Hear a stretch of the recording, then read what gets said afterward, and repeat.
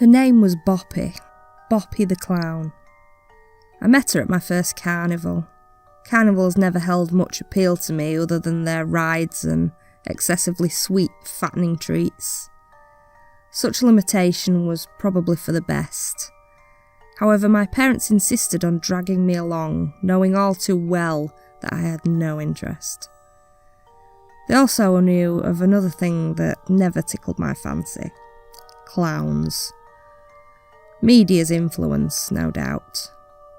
Clowns are rarely used for light-hearted entertainment nowadays. Not that old droopy-faced carnies wearing oversized pantaloons and hideous feature-distorting makeup, breath reeking of afternoon cigarettes and whiskey, were entertaining in the first place.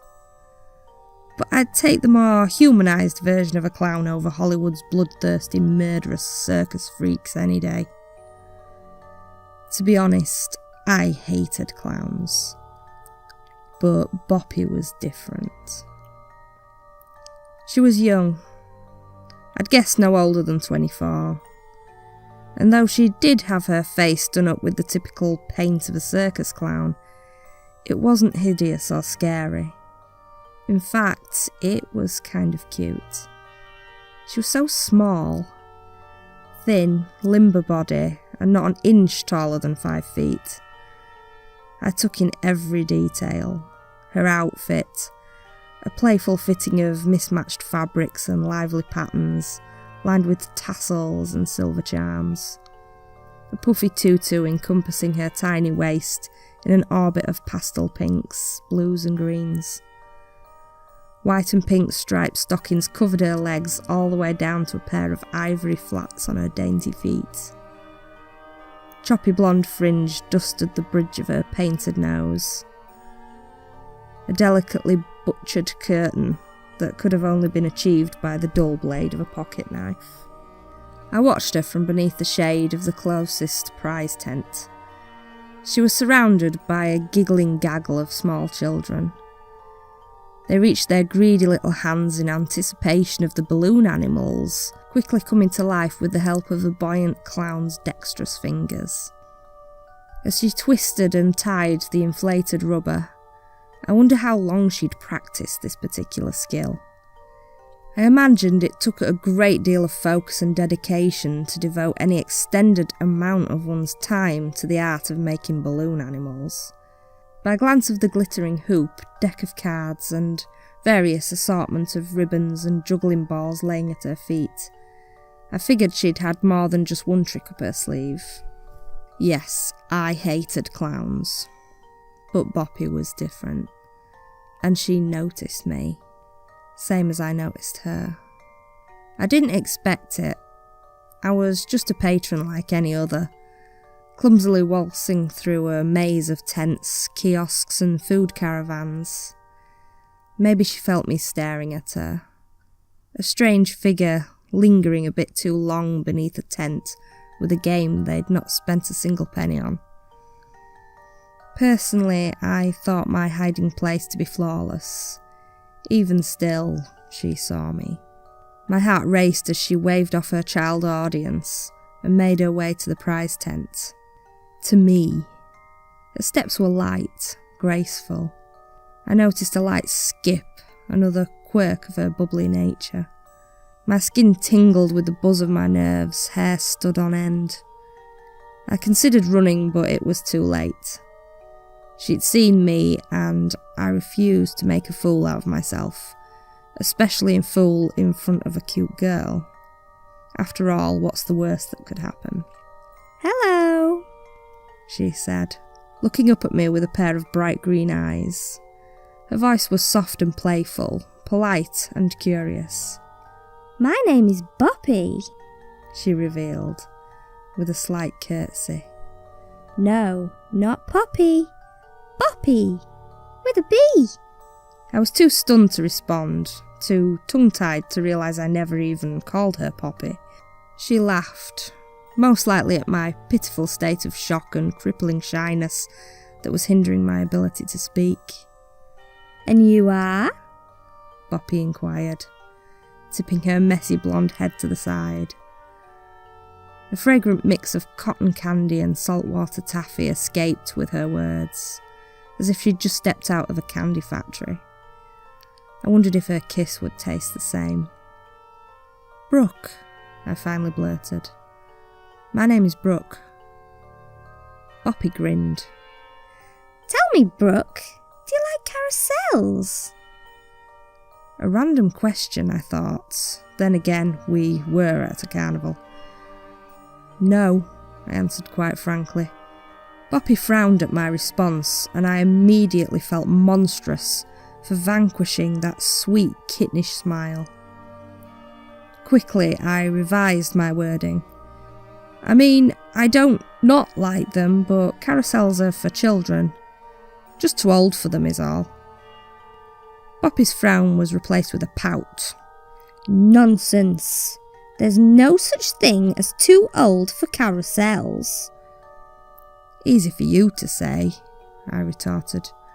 "You're a clown in a circus." "And you're also a clown in a circus. Only a trite, boring one." I bit my lower lip, unable to think of anything witty and combative. She wasn't wrong. Before I could say anything, however, Boppi reached out a polite hand, wiggling her multicoloured fingernails.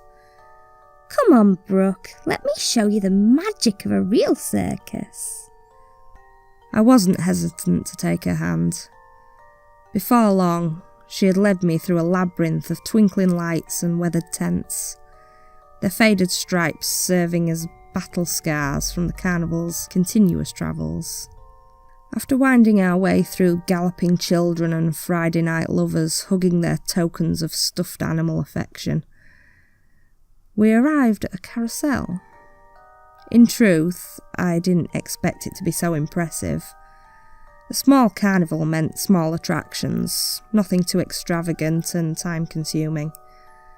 But the carousel was undoubtedly the star of the show.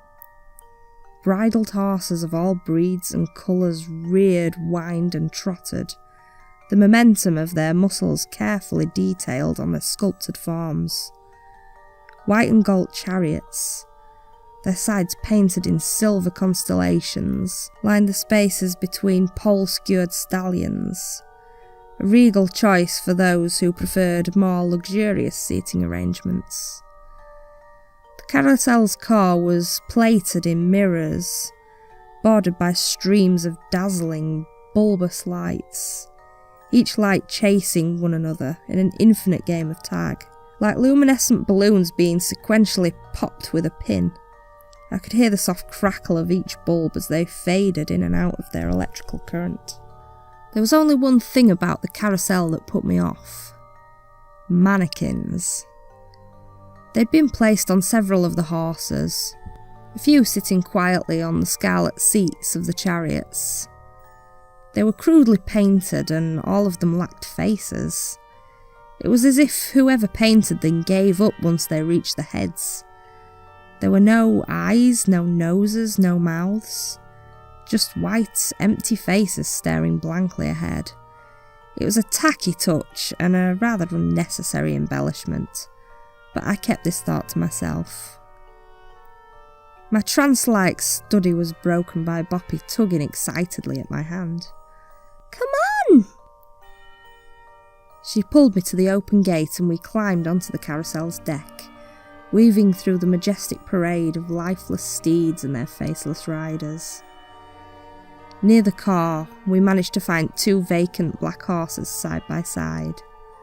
Boppi and I hoisted ourselves onto their saddles and clutched their spiralled poles that ruthlessly pierced their cold, solid bodies.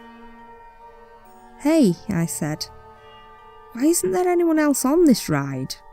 Or in line, for that matter?" I was too engrossed in the carousel's appearance to notice before, but it seemed as if there wasn't a single other soul for miles. The laughs, screams and ambient bustle of the carnival had faded into unusual silence. "The carousel's never busy at this time," Boppi explained. "Sadly, too many trite and boring clowns think they're only for children."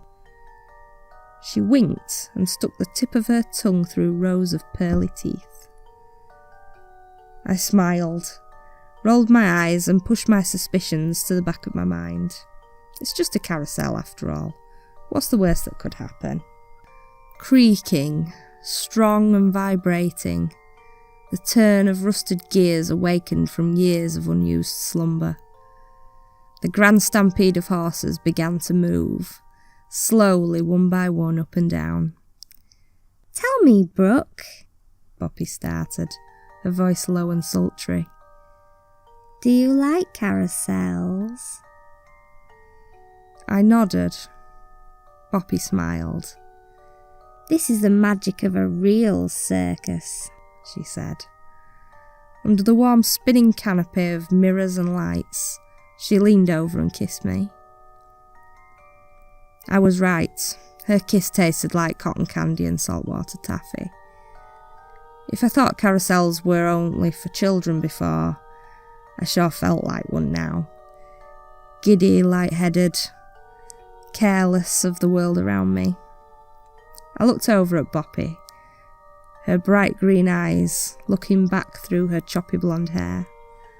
That smile, that sweet kittenish smile, would be the last I'd ever see of Boppi the clown. As the carousel quickened in pace, making its round in glittery whirls, I felt it. It started in my legs. This sudden paralysis, then up to my arms, hands, chest, neck. The last set in stone was my face. I couldn't move a muscle. I could barely breathe. I tried to scream, but my lips were shut tight, fused, unable to part. I realised that not only were the mannequins tacky, they weren't mannequins at all. I was panicked, I was terrified, I couldn't move. Boppi was gone, and I was alone. I didn't know how long I'd been stuck there. I could only look straight ahead. Earlier I could have sworn I heard my name called several times. It had to have been my parents. Again, I'd tried to scream, to call for them, for anyone, but I couldn't. It was the last time I ever heard my own name again. I'd never see my family again. They'd never hear any more complaints about how much I hated clowns. How carnivals never held much appeal to me other than their rides and excessively sweet fattening treats. I was alone. I never saw Boppi again, but I heard her several times. I'd been hauled along with the rest of the frozen, faceless victims through various towns and cities. Every time, I would sit and wait for someone different to come to the carousel, and every time, she was with them. "Tell me," Boppi started, her voice low and sultry. "do you like carousels?" I could still smell the fragrant mix of cotton candy and saltwater taffy. See that sweet kittenish smile. The grand stampede of horses began to move, slowly, one by one, up and down. "This is the magic of a real circus."